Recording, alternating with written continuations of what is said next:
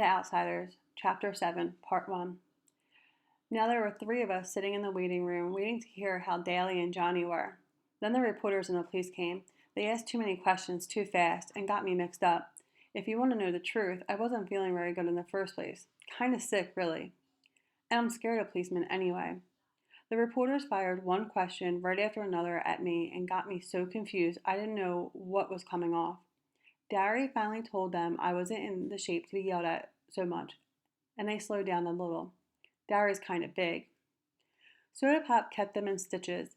He grabbed one guy's press hat and another's camera and walked around interviewing the nurses and mimicking TV reporters. He tried to lift the policeman's gun and grinned so crazily when he was caught that the policeman had to grin too. Soda can make anyone grin. I managed to get hold of some hair grease and comb my hair back so that it looked a little better before they got my picture. I'd die if I got my picture in the paper with my hair looking so lousy. Dari and Soda Pop were in the pictures too. Jerry Wood told me if Soda Pop and Dari hadn't been so good looking, they wouldn't have taken so many. That was public appeal, he said. Soda was really getting a kick out of all of this. I guess he would have enjoyed it more if he hadn't been so serious, but he couldn't resist anything that caused that much excitement. I swear, sometimes he reminds me of a colt, a long-legged Palomino colt that has to get his nose into everything. The reporter stared at him admiringly. I told you he looks like a movie star, and he kind of radiates. Finally, even Soda Pop got tired of the reporters. He got bored with the same old thing after a time, and stretching out on the long bench, he put his head in Dari's lap and went to sleep. I guess both of them were tired. It was late at night.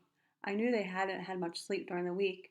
Even while I was answering questions, I remembered that it had only been a few hours since I was sleeping off the smoke in the corner of the church.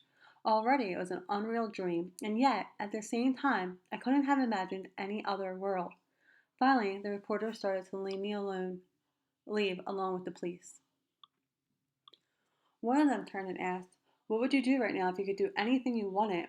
I looked at him tiredly. "Take a bath." I thought that was pretty funny, but I meant it. I felt lousy. The hospital got real quiet after they left. The only noise was the nurse's soft footsteps and Soda's light breathing. Dari looked at him and grinned half-heartedly. "He didn't get much sleep this week," he said softly. "He hardly slept at all." Soda said drowsily. "You didn't either." The nurses wouldn't tell us anything about Johnny and Daly, so Dari got hold of the doctor. The doctor told us that he would talk only to family, but Dari finally got it through the guy's head that we were about as much family as Daly and Johnny had. Daly would be okay after 2 or 3 days in the hospital. He said one arm was badly burned and would be scarred for the rest of his life, but he would have full use of it in a couple of weeks. Dal'll be okay, I thought. Dallas is always okay. He could take anything. It was Johnny I was worried about. He was in critical condition. His back had been broken when the piece of timber fell on him. He was in severe shock and suffering from third-degree burns. They were doing everything they could to ease the pain. Although, since his back was broken, he couldn't even feel the burns below his waist. He kept calling for Dallas and Ponyboy. If he lived. If. Please no, I thought. Please not if. The blood was draining from my face, and Dari put an arm across my shoulder and squeezed hard. Even if he lived, he'd be crippled for the rest of his life. "You wanted it straight, and you got it straight," the doctor said. "Now go home and get some rest." I was trembling. A pain was growing in my throat, and I wanted to cry. But greasers don't cry in front of strangers. Some of us never cry at all, like Daly and Two-Bit and Tim Shepard. They forgot how to at an early age. Johnny crippled for life? I'm dreaming, I thought in panic. I'm dreaming.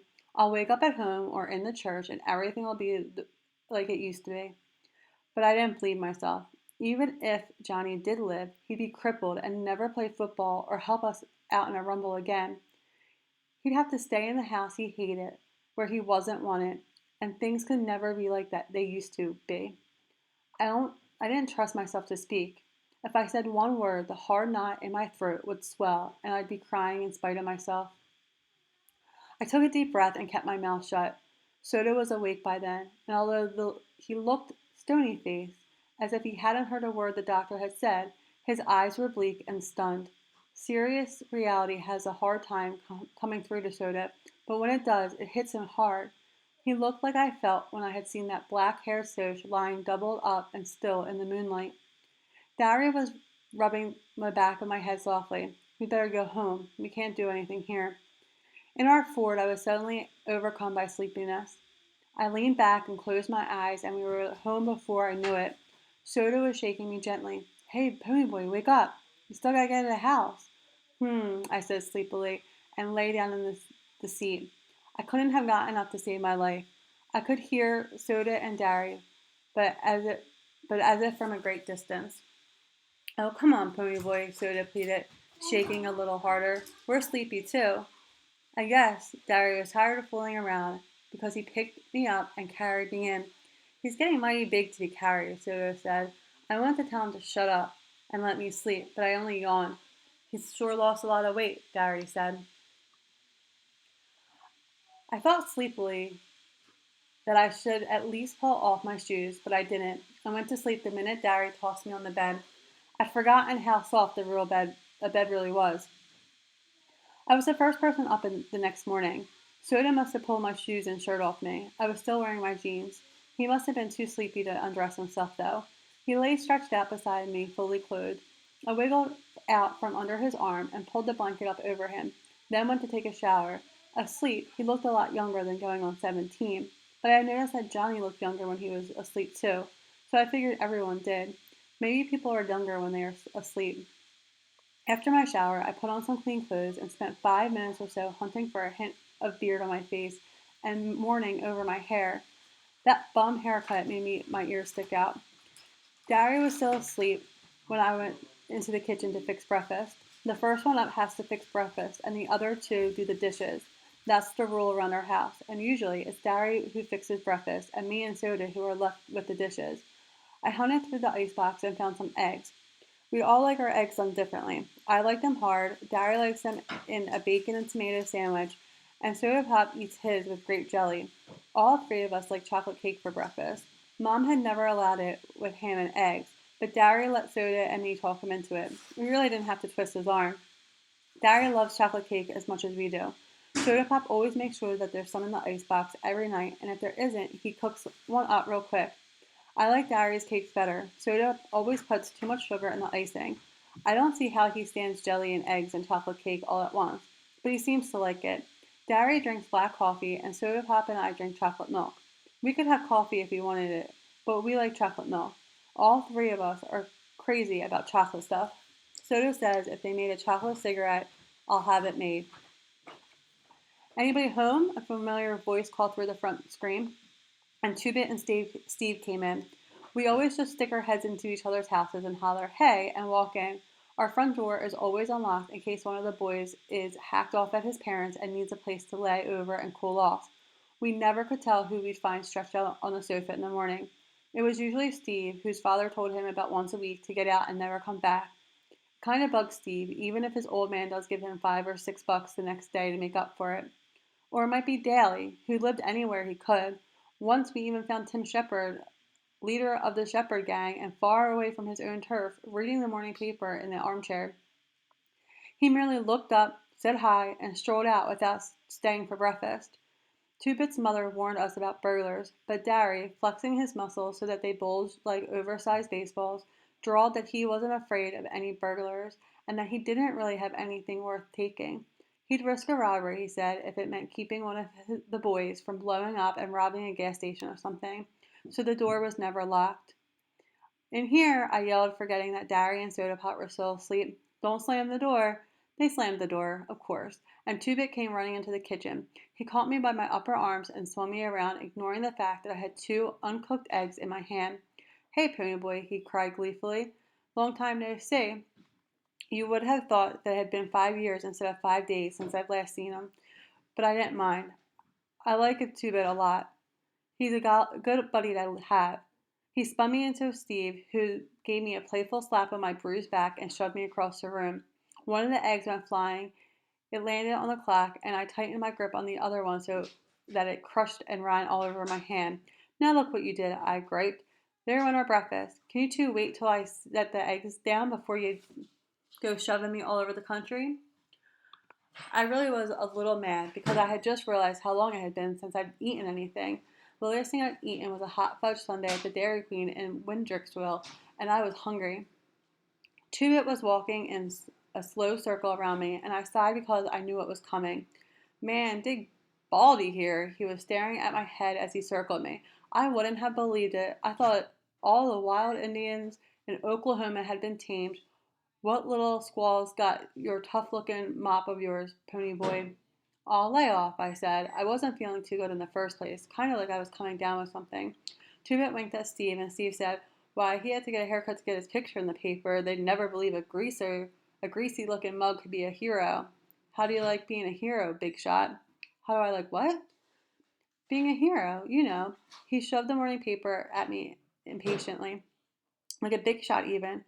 I stared at the newspaper. On the front page of the second section was the headline, Juvenile Delinquents Turned Heroes.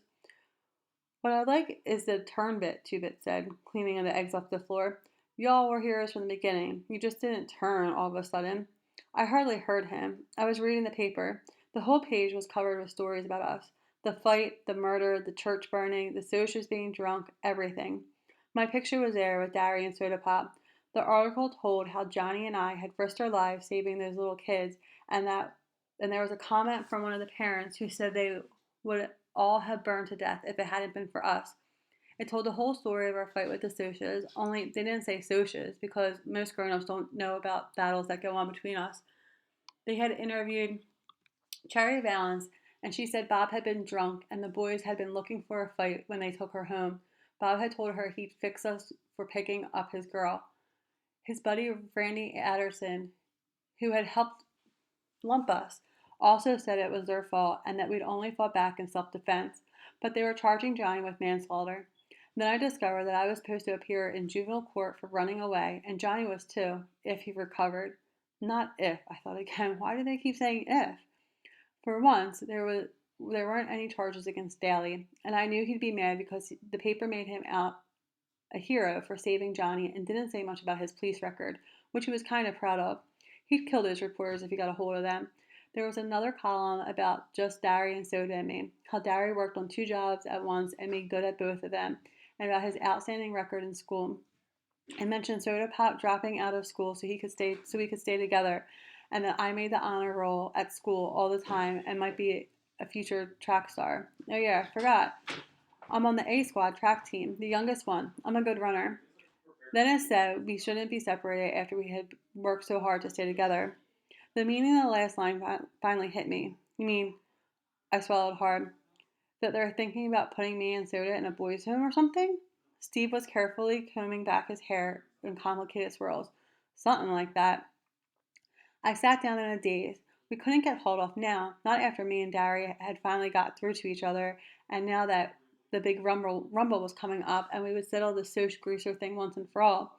Not now when Johnny needed us and Daly was still in the hospital and wouldn't be out for the rumble. No, I said out loud, and Two-Bit was scraping the egg off the clock. Turned to stare at me.